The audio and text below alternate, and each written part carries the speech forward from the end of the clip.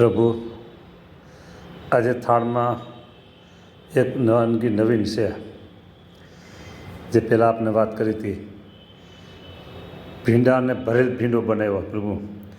જોકે ભીંડોમાં બરાબર જોવું પડે, પણ બરાબર ઝીણી નજરથી બે ચીરિયા કરી અને બરાબર જોઈ અને એમ એકદમ સરસ છે એ માની અને પછી ભીંડાના સરસ મજાના લોટથી ભરી, ફરાળી લોટથી ભરી અને ભરેલો ભીંડો છે, ખીચડી છે, બાકી તો રાબેતા મુજબ છે બધું.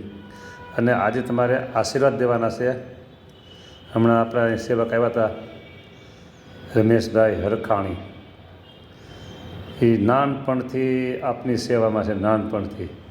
હા, અત્યારે તો રાજકોટમાં રહેશે. જ્યારે નાના હતા, ગુરુકુળમાં હતા, ત્યારે ખૂબ સરસ મજાના ફૂલના હાર બનાવીને આપને પહેરાવેલા છે. તો એમને તમે આશીર્વાદ આપો.